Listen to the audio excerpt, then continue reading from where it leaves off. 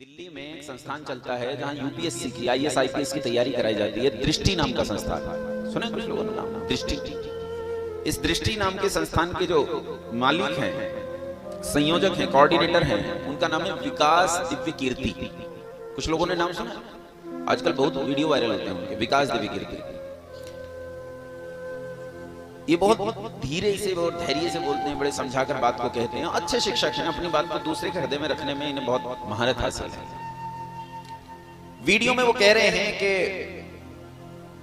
ईश्वर की पोल पट्टी खोल के रख देता हूं। फिर कहते हैं ईश्वर दो प्रकार का है, एक सगुण एक निर्गुण। और फिर कहते हैं घटना बताता हूं जिसमें पहले तुम्हें सगुण ईश्वर खत्म हो जाएगा तुम्हारा, और उसके बाद निर्गुण ईश्वर की भी हवा निकल जाएगी, और उसके बाद तुम्हारा दिमाग खराब हो जाएगा। तुम कहोगे भैया ये ईश्वर का धंधा ही बेकार है, इस चक्कर में नहीं पड़ेगा। वो स्वयं नास्तिक है और इस नास्तिकता को बड़े सुनियोजित तरीके से लोगों के बीच में रख रहा है। इस समय इनकी लोकप्रियता शिक्षकों में अपने चरम पर है और बहुत सुनियोजित सुगठित षड्यंत्र के तहत ये अपनी उस नास्तिकता को लोगों के बीच में हृदयंगम कराने में सक्षम नजर आते हैं। फिलहाल उन्होंने कहा एक घटना बताता हूँ, घटना सुनो। तो घटना उन्होंने बताई कि एक दिल्ली में 2012 में एक केस हुआ था। एक लड़की थी जिसका नाम अब लेना मना है, हालांकि सब उसका नाम जानते हैं, पर ऐसा कानून है कि उसका नाम नहीं लिया जा सकता। ये शब्द भी उन्हीं के हैं, मेरे नहीं है। लेकिन उसे हम एक अखबारी नाम से जानते हैं, जिस अखबारी नाम को कहते हैं निर्भया।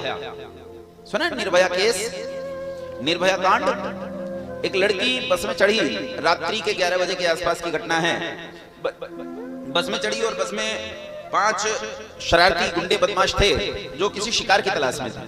और ये शिकार की तलाश में जो गुंडे बदमाश थे, इन्हें तो शिकार चाहिए था, इन्हें कोई मिल जाए, इन्हें कोई मतलब नहीं था कौन है कौन नहीं, इस लड़की से परिचित नहीं थे।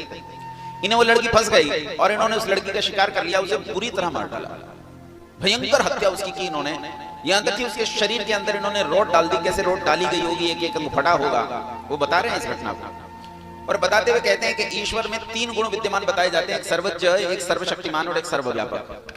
अगर ईश्वर सर्वव्यापक है तो ईश्वर वहां मौजूद था। अगर ईश्वर सर्वज्ञ है तो ईश्वर को सब पता था कि क्या होने वाला है। वो तो पहले से ही जानता था कि क्या घटना घटने वाली है। अगर वो पहले से ही जानता था कि क्या घटना घटने वाली है, तो फिर उसे ये भी पता था कि इस गाड़ी में चढ़ने से लड़की के साथ क्या होगा। और ईश्वर क्योंकि न्याय प्रिय है, न्यायकारी है, तो उसने इस बच्ची को बचाने के लिए गाड़ी का इंजन क्यों नहीं खराब कर दिया 4 किलोमीटर पहले? इसने पंचर क्यों नहीं कर दिया गाड़ी के टायर में? लड़की की बुद्धि क्यों नहीं बदल दी कि इस गाड़ी में ना चढ़े? और ऐसा नहीं किया तो ये कैसा ईश्वर है? ये कैसा ईश्वर है? इसलिए ईश्वर नाम की कोई सत्ता। और इस बात से समाज में एक जबरदस्त संदेश जा रहा है कि ईश्वर नहीं होता। जो लोग बीच में हैं, डिलेमा में हैं, दुविधा में हैं, वो लोग एक तरफा हो जाते हैं कि ईश्वर नहीं है। ये एक बड़ी भारी समस्या है। मैंने कहा चलो शाम को कक्षा में बैठते हैं, जब दर्शन की कक्षा होगी बैठेंगे तब बात करेंगे। मैंने छोटे बच्चों से पूछा, ये थोड़ा समझने का प्रयास करना क्यों मैं इस घटना को गुरुकुल की इस घटना से जोड़कर ही बता रहा हूं, बिना इसके भी बता सकता। छोटे बच्चों से मैंने पूछा कि बच्चों ये घटना घटी तो ईश्वर तो पहले से ही जानता था, तो ईश्वर ने उसे क्यों नहीं बचाया? तो छोटे बच्चे में भी जो सबसे छोटा था वो तुनक कर खड़ा हुआ और उसने कहा जो घटना घटी ही नहीं, वो किसी चैतन्य के भीतर उत्पन्न कैसे हो सकती है? वो किसी चैतन्य के भीतर उत्पन्न ही नहीं हो सकती जो घटना घटी नहीं। ईश्वर भी तो चेतना है, उस चेतना के भीतर वो घटना कैसे उत्पन्न होगी जो घटी ही नहीं है? वो यूपीएससी के छात्रों को पढ़ाता है, इस देश को चलाने वाले संचालक वर्ग को पढ़ाने वाला है। और मेरे गुरुकुल का विद्यार्थी 9 बरस का है, लेकिन उससे 10 गुनी ज्यादा बुद्धि रखता है, 10 गुनी ज्यादा बुद्धि रखता है। आओ इस भ्रांति को थोड़ा सा समझने का प्रयास करते हैं। ईश्वर कैसा है? सर्वज्ञ। कैसा ईश्वर? सर्वज्ञ किसे कहते हैं? सबसे ज्यादा बुद्धिमान। सर्वज्ञ का मतलब क्या है? सबसे ज्यादा बुद्धिमान। और लोग ये मान लेते हैं सर्वज्ञ से कि उसने लिखा, उसने कहा उस वीडियो में कि सर्वज्ञ का मतलब है निश्चित रूप से भविष्य की बात जानने वाला। कहां से आ गई इसमें ये बात? ध्यान से सुनो इस बात को। सर्वज्ञ का अर्थ होता है जो सबसे ज्यादा बुद्धिमान हो, जो सबसे ज्यादा बुद्धिमत्ता से चीजों को जान सकता हो। एक छोटी सी घटना से समझो। यहां हम सभा में बैठे अभी श्वेता जी यहां कुछ बोल के गई। हम में जो सबसे कम बुद्धिमान होगा उस गीत के सबसे कम पंक्तियां उसके पल्ले पड़ी होंगी, हाँ के ना? और जो उससे थोड़ा ज्यादा बुद्धिमान होगा उसकी पंक्तियां थोड़ी ज्यादा, और जो उससे ज्यादा बुद्धिमान होगा उसकी थोड़ी, और जो उससे ज्यादा बुद्धिमान होगा उसकी, और जो सबसे ज्यादा बुद्धिमान होगा उसकी सबसे ज्यादा, उसकी सबसे ज्यादा पंक्तियां समझ में आएंगी, लेकिन जो उन्होंने कहा ही नहीं है वो उन्हें समझ में आने वाला नहीं है। इस बात को समझने का प्रयास करो। ईश्वर सर्वोच्च है, हाँ वो त्रिकालज्ञ है, हाँ वो त्रिकालज्ञ है, लेकिन वो कैसे त्रिकालज्ञ इसे समझो, वो हमारे कर्म की अपेक्षा से हमारे भविष्य को जानता है। किससे जानता है? कर्म की अपेक्षा से। कर्म की अपेक्षा से कैसे? एक चौराहा है जिसमें 10 रास्ते निकलते हैं, मैं वहां गया और मैं 5वें रास्ते में मुड़ूंगा। कौन से रास्ते में मुड़ूंगा? तो मैं 5वें रास्ते में मुड़ूंगा, इसलिए ईश्वर जानता है कि मैं 5वें रास्ते में मुड़ूंगा। ईश्वर के ज्ञान में है कि मैं 5वें रास्ते में मुड़ूंगा, इसलिए मैं 5वें रास्ते में नहीं मुड़ता। मैं 5वें रास्ते में मुड़ूंगा, इसलिए ईश्वर जानता है कि मैं 5वें रास्ते में मुड़ूंगा। इसका क्या मतलब है, इसे और अच्छे से समझो। जो जो कर्म मैं करता जाता हूं, उस कर्म के सामने कर्मों की संभावनाएं खड़ी हो जाती है। टॉर्च देखिए तुमने, टॉर्च, रोशनी वाली टॉर्च रात में जलाते हैं तो कैसे निकलती है उसमें से रोशनी? ये प्रकाश स्रोत है, यहां से यूं निकलेगी। ठीक इसी तरह जब मैं कोई कर्म करता हूं तो उस कर्म के आगे मैं अगणित कर्म कर सकता हूं। उन कर्मों का सिलसिला यूं निकलता है। जिन्होंने गणित पढ़ा है, अगर 12वीं तक भी गणित पढ़ा होगा तो उसमें एक चीज पढ़ाई जाती है, प्रोबेबिलिटी, प्रायिकता, संभावना। समझ रहे हो? जब मैं कोई काम करता हूं तो उस काम से अनेक कामों की संभावनाएं उत्पन्न होती। इसे घटना से सुनो, एक घटना से समझो। घटना यह है कि विदेश में एक लड़की सुबह उठी, पहली मंजिल पर, अपना मकान था उसका, पहली मंजिल पर उठी और पहली मंजिल पर नींद में थी। नींद में वो बाथरूम में गई, नींद में ही थी, आंखें ढंग से खुली नहीं थी। 20 साल की लड़की है, टूथब्रश करने लगी। टूथब्रश कर रही थी, इतने में नीचे ग्राउंड फ्लोर पे, जो सबसे नीचे वाला तल्ला होता है, उस पे घंटी बजी। दूध वाला आया था, शायद दूध की बोतल दरवाजे के बाहर रख के चला गया होगा। उनके यहाँ ऐसा होता है, दूध वाला आता है, दूध की बोतल दरवाजे पर रखकर चला जाता है। अपने यहाँ ऐसा नहीं हो सकता। अपने यहाँ दूध की बोतल अगर रख के चला गया तो घटना कोई बताता है कि सोना रख के कहीं चला गया, सोना कहीं भूल गया, सालों बाद आया तो सोना वहीं पड़ा मिला, किसी ने हाथ नहीं लगाया। क्या स्थिति थी? एक ब्रह्मचारी की घटना आती है कि ब्रह्मचारी गया कि मेरे आचार्य ने 14 करोड़ स्वर्ण मुद्राएं मांगी हैं। राजा ने चढ़ाई की घोषणा कर दी, दूसरे राजाओं ने डर के वो मुद्राएं दे दी, लेकिन बहुत सारी मुद्राएं दे दी, उससे भी ज्यादा। ब्रह्मचारी कहता है 14 करोड़ गिन के दे दे। राजा कहता है ये आई तेरे लिए, सारी लेके जा, मैं एक नहीं रखूंगा। और वो कहता मैं एक ज्यादा नहीं लूंगा। ये भारत की स्थिति थी। लेकिन आज भारत की स्थिति क्या है? आज तो सार्वजनिक शौचालय में जो लोटा रखा होता है उसमें सांखल रखनी पड़ती है, नहीं तो शौचालय का लोटा ले जाए। बैंक में जो पेंसिल लटकी होती है ना 2 रुपए की, उसमें रस्सी बांध के रखते हैं, भाई साहब 2 रुपए की पेंसिल ना ले जाए। ये हमारे देश की स्थिति है, जो विश्व गुरु है, जो दुनिया को सिखा रहा है, हम उनमें से। खैर मैं कह ये रहा था कि घंटी बजी, वो दूध की बोतल रखकर शायद दूध वाला गया होगा। लड़की को याद आया, दांत मांजते मांजते नींद में थी, कि मैं नीचे जाऊं और पानी दूध उठा लाऊं। वो चली नींद में ही और उसका पांव फिसल गया। पांव फिसला तो धड़ धड़ धड़ धड़ करते हुए जीने से नीचे गिरी और बिल्कुल नीचे आ गया। लेकिन जीने पर इतना मोटा कारपेट बिछा था, लड़की को चोट नहीं लगी। नीचे आकर उसने हाथ पांव देके देखा, मैं तो बिल्कुल ठीक हूं, कोई समस्या नहीं। उठी, बाहर गई, अपना दूध उठाया, अपना नाश्ता तैयार किया और ऑफिस चली गई। 3 घंटे तक ऑफिस में काम करती रही। 3 घंटे बाद उसके पेट में तेज दर्द उठा, सहनी नहीं हो रहा था दर्द। उसे उठाकर लेकर गए हॉस्पिटल में। हॉस्पिटल में अल्ट्रासाउंड हुआ। अल्ट्रासाउंड में पता चला लड़की के पेट में टूथब्रश है। लड़की के पेट में क्या है? टूथब्रश है। दांत मांज रही थी, वो दांत मांजने का ब्रश उसके पेट में। अब यहां से सुनो, यहां से वो चैनल वाला जो गणित पढ़ा रहा है, वो गणित पढ़ाने वाला गणित समझाता है यहां से कि जब लड़की पहली पैड़ी पर आई, जीने की पहली पौड़ी पर आई, तो जब वो वहां से आगे बढ़ना चाहती तो उसका पैर फिसला। पैर कितनी तरह से फिसल सकता था, और उससे आगे वो गिरती तो कितनी तरह से गिर सकती थी, और उसके गिरने पर उसका ये टूथब्रश कितनी जगह जा सकता था। और उसने इसकी प्रायिकता निकाली, संभावना निकाली, तो कहा 157 जगह ये टूथब्रश गिर सकता था। कितनी जगह गिर सकता था? 157 जगह। और इनमें से केवल एक संभावना ऐसी थी जिसमें उसका फूड पाइप एकदम सीधा हो जाता और टूथब्रश बिना पता लगे भीतर चला जाता। उसके साथ वही संभावना घटी। ईश्वर त्रिकालज्ञ कैसे है? वो उन सारी 157 संभावनाओं को जानता है। समझ में आई बात? लेकिन अगर वो नहीं गिरती तो नहीं गिरने पर अगली क्या क्या संभावनाएं होने वाली थी वो उन्हें भी जानता है। लेकिन वो तुम्हारे कर्म की अपेक्षा से जानता है। किससे जानता है बोलो? कर्म की अपेक्षा से जानता है। इसे उसकी सर्वज्ञता कहते हैं।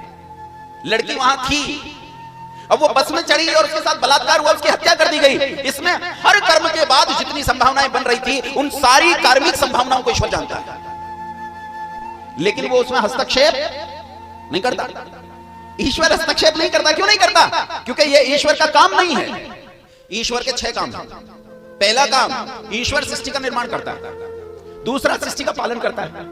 तीसरा, सृष्टि का प्रलय करता है। चौथा, जीवों को उनके कर्मों का फल देता है। 5वां, सृष्टि के लिए कानून यानी वेद बनाता है। छठा, मुक्ति का साधन करने वाले जीवों को मोक्ष प्रदान करता है। इन 6 कामों के अलावा ईश्वर संसार का कोई काम नहीं करता। तुम गाने गाते रहो, वो भिखारी गाने गाते हैं, क्या कहते हैं, तू 1 पैसा देगा, वो 10 लाख देगा, नहीं देगा ठेंगा ले ले, उसका काम ही नहीं है, उसका काम नहीं है। बच्चे क्या कहते हैं, मैं भी कहता था, सब कहते हैं, हम कहते थे आंख बंद करके भगवान फिजिक्स का पेपर निकलवा दे।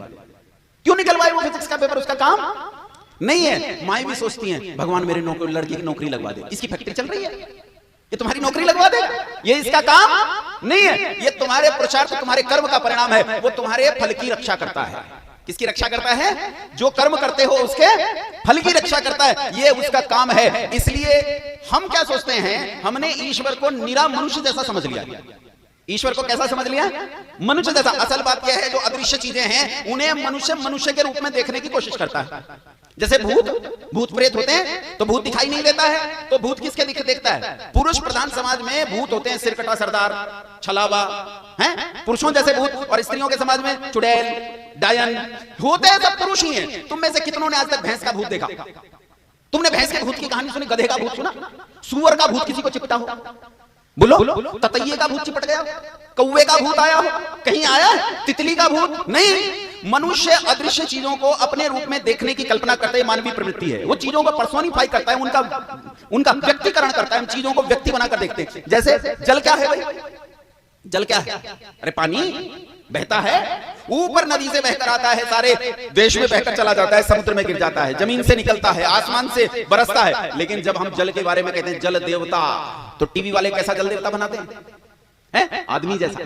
कैसा बनाते हैं, आदमी। और अग्नि देवता, वो भी आदमी जैसा चमकदार सा हो जाएगा थोड़ा। सूर्य देवता, उसमें से किरणें सी निकल रही होंगी। ऐसे ही ईश्वर को भी हमने व्यक्ति जैसा समझ लिया है। दक्षिण भारत का ईश्वर काला और उत्तर भारत का ईश्वर गोरा, चाइना का ईश्वर ठिग्गासा, अफ्रीका का ईश्वर लंबा चौड़ा लैम शैम काला, इंग्लैंड का ईश्वर गोरा गोरा सुंदर सुंदर है। अच्छा, जिनका मन कोमल है उनका ईश्वर कोमल, उनका ईश्वर कैसा, लड्डू गोपाल।